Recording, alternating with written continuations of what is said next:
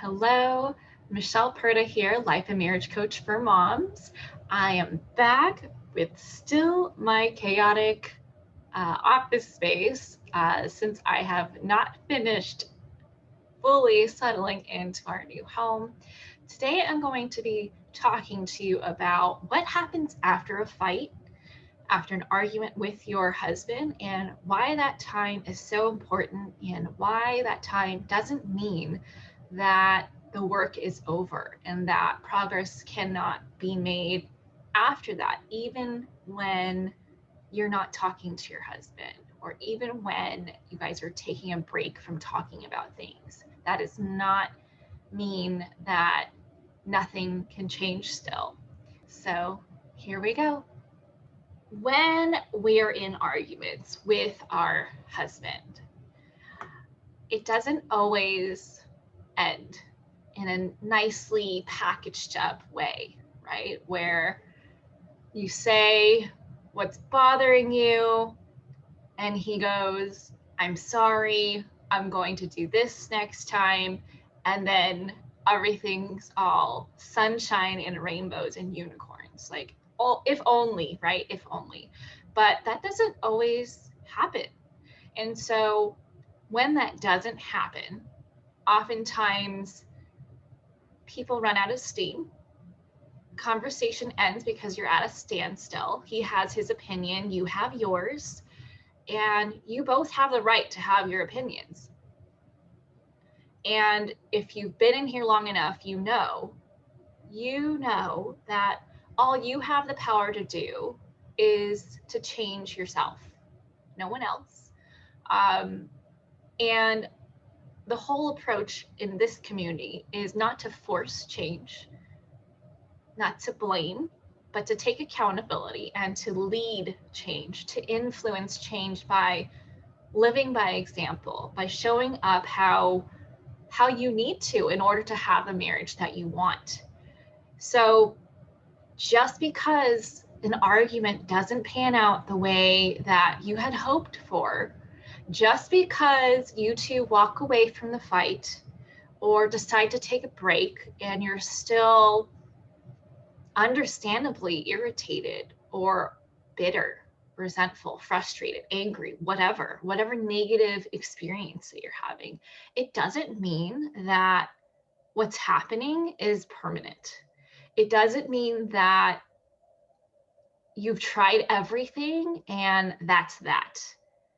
It also doesn't mean that you need to rehash the same conversation. Okay. This is where the true growth work happens. This is your invitation to take the time to be with your thoughts and to do the deep personal, the deep shadow, if you call it that, the deep shadow work of heightening your self awareness, of not shying away from the uncomfortable feelings and uncomfortable truths that led you to feel the way that you do about whatever it is that's going on. And so I want you to consider these questions when you are when you've walked away from the argument and you've got nothing left to say and you don't know what else to do and maybe you're feeling hopeless.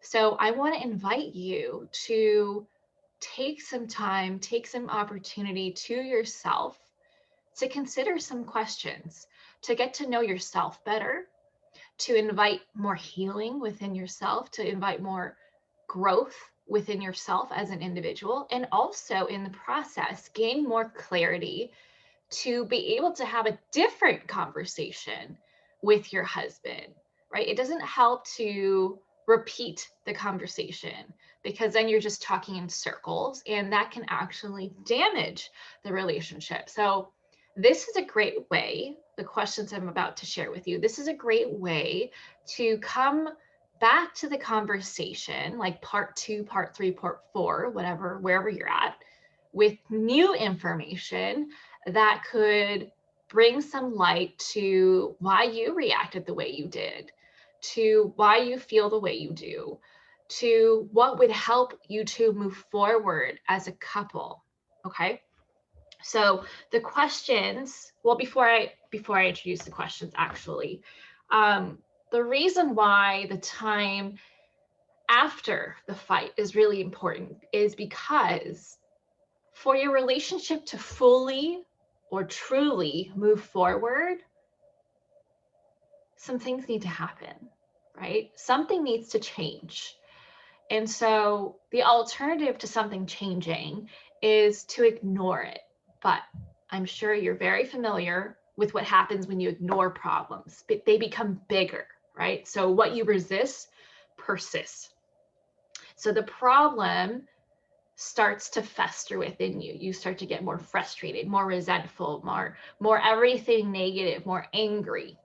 Okay, so your options to enable true progress, to enable true growth within the relationship is to either accept what's going on, like genuinely accept that there are differences between you two and move forward, not like fake accept, like, okay, like that's okay, and then get mad every time, but truly accept it and work towards demonstrating that acceptance. Or make change, whatever that means. Change your perspective, change your approach, be more understanding, ask for what you need, and then maybe he's changing something, right? So when it comes to arguments that are not reaching a resolution and you've pulled all the stops and you're just feeling hopeless, here are some questions I invite you to ask yourself to help yourself process, to gain more clarity, to have that different conversation with him, to not be a broken record, to not come off as here we go again, or to nag, or to have the same conversation just over and over again, to only end up in the same place or worse. All right. So the first question is, well, how do I feel right now? Seemingly simple question, but this is actually can lead to a very complicated answer. But how do you feel right now? What are the feelings that are coming up for you? Are you sad? Are you happy? Are you angry? Are you resentful? Are you jealous? What's coming up for you? Okay, first label the emotions, and you can have all kinds, right? We're not robots. We can feel all kinds of things at the same time. Like with COVID, you can feel grateful for the additional family time, but you can also feel lonely or frustrated, anxious. The next question is why? Why do I feel this way? Understanding what's creating the feeling is going to help you understand what's triggering this. Is it a memory of an old experience that had a negative outcome or a big impact on your life? Is it that you're discovering something about yourself that is really important to you? Is there like a boundary that needs to be set, right? So why do you feel this way? And really dig deep. So don't just ask yourself that once. Ask yourself that several times. Go 5 layers deep. Go 7 layers deep, right? Like, okay, let's say, I'm just gonna make something up right now. Let's say your husband left a dish out. He didn't put it in the dishwasher, or you didn't put it in the sink, whatever, however you do things at home. And you're annoyed. Okay, so how do I feel? I feel annoyed. Okay, why do I feel annoyed? Well, he's supposed to put it away and he didn't. Okay, why am I annoyed that he was supposed to put it away and he didn't? Oh, well, that means that that I had to do it. Okay, so why am I annoyed that I had to do it? Well, because I have so many things on my plate already, and I don't need something else to be added onto my plate. I just need everyone to do their part. Okay, why is that important? So as you can see, you can just keep digging deeper and deeper and deeper to find your core reason as to why you feel the way that you do, right? Hardly is it ever up on the surface, because on the surface level, to him, it could sound like it's just a plate. Like, chill out a little, okay? It's just a plate. But there's more to it. Otherwise, you wouldn't get worked up, right? So there's definitely a reason why. It could be, oh, because my dad didn't help my mom, and I told myself growing up that I would never marry someone who would take me for granted, or I would never marry someone who wouldn't do their part. And this is very triggering to me. Like, whatever, right? It could be as deep as that, or even deeper. So take the time, drill down, figure out why you feel the way you do. And then next, ask yourself, okay, now that I know how I feel and why I feel that way, what do I want? What do I want?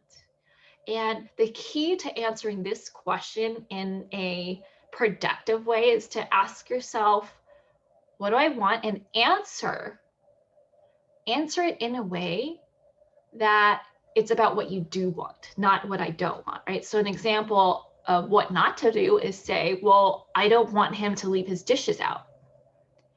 Okay, great. What would that look like instead, right? When you only think about what you don't want, that's causing your mind to create extra work, because then you have to think another step after that. So if you were to go to him and say, well, I don't want you to leave your plates out.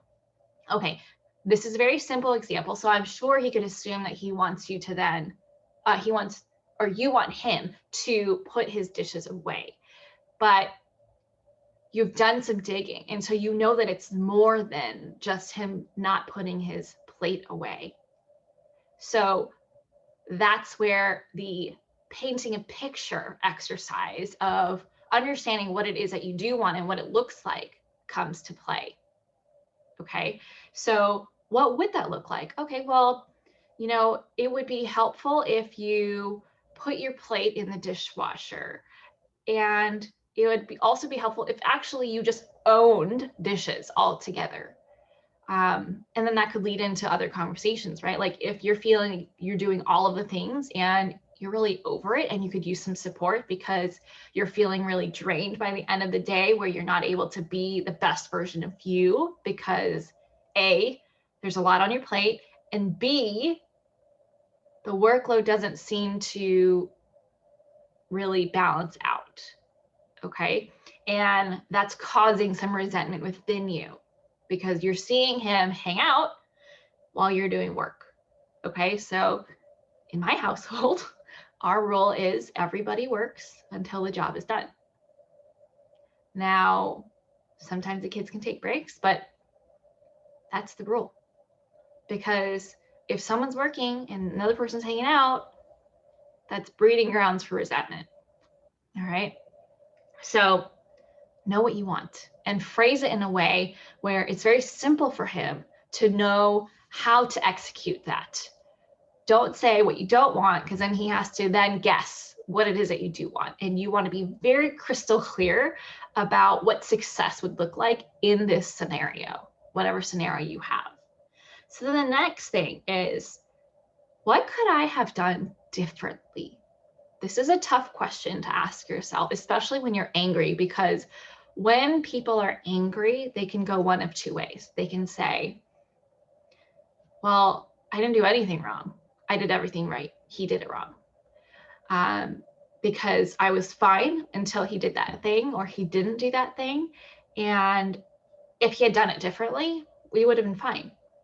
Okay. So if you're in that boat, which I naturally go to, right? I naturally go into that space of, it's him, obviously, right?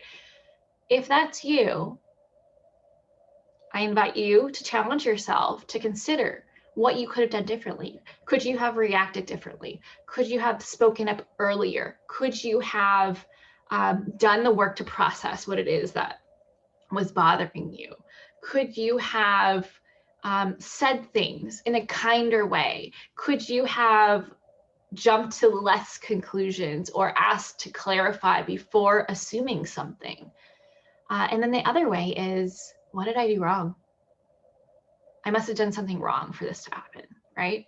So ask yourself what you could have done differently and find a way to hold yourself accountable, because every situation has two sides to it, right? At least a minimum of two sides. So your perspective is only coming from your lens. From his perspective, he could have seen things much differently. You guys are looking for different things, coming from different backgrounds, coming from different needs, coming from just altogether different everything, because you're two different people.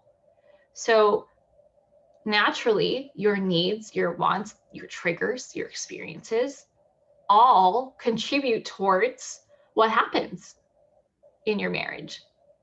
What causes you to be happy, what causes you to be upset, everything. How you define things, your expectations, your standards. So ask yourself what you could have done differently. Okay, like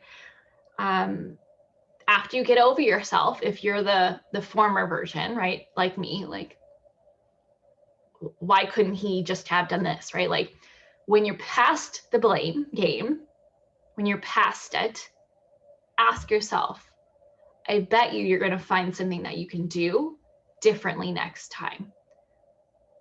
Most of the time for me, it's like, I could have probably been more transparent about how I was feeling, or I could have been more transparent about how I was feeling or what I wanted. I could have probably given less attitude. I could have jumped to less conclusions, right? Or if you're on the other side of, I must have done something wrong, consider what you did right. Consider what you did right, balance it out a little, right? Like, let's not jump to, it's all my fault, but rather, okay, like, if you think it is your fault, I'm sure you can come up with a lot of things that you could have done differently, but still stay within your power and know that you're doing your best, right? Come up with ways that you can shift, baby steps to improve, because taking ownership is a big key to creating safety within the relationship. Because when you're just like constantly blaming, that just causes defensiveness. And when you're only blaming yourself, that causes a lack of confidence. And so I want you to still raise your confidence, knowing that we all make mistakes.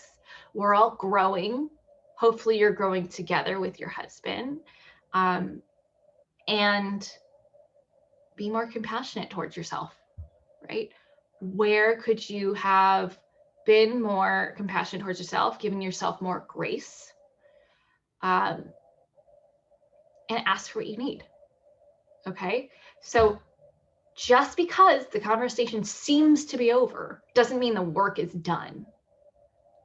It's still time to process, to reflect, to take your thoughts and emotions and learn from them.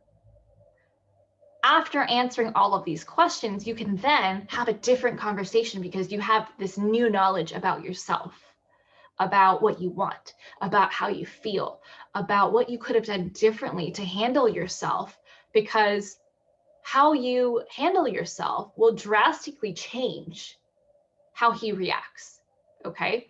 And this is why working on your marriage is not only a two-person job. Like, at the end of the day, yes, both of you need to work at it, but it's kind of like dancing, right? To do partner dancing, you do need your partner, but you don't need your partner to practice. You don't need your partner to get better. You do need your partner to, do the dance together, which is your marriage. But to get better at things, you can do it on your own, right? This is where the leading comes into play. This is where you take a good look at yourself in the mirror and say, where can I improve? Where can I show up differently to have the marriage that I want to have, right? So if you were to envision out, what is it that I want for my marriage? What would someone with that type of marriage do in this situation, right? Because what you're likely doing is being petty, because you've had years of experiencing frustration. And so naturally it's going to get old, right? And you're going to feel like, why do I have to do that? Or I don't want to do that anymore. Or maybe you've created some habits in reaction to what's been happening, right? But being petty does not move you closer to having the relationship that you want. Being petty is purely reactionary.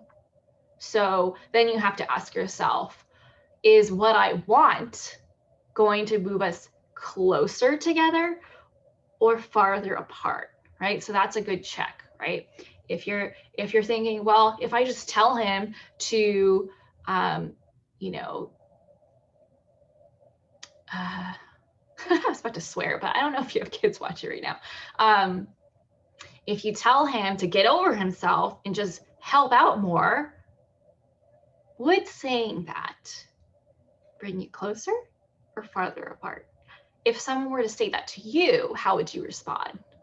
For me, I'd be like, oh, really? Get over myself. Okay, let me tell you about you, right? And depending on your fear response, you might do the same. I'm a fighter.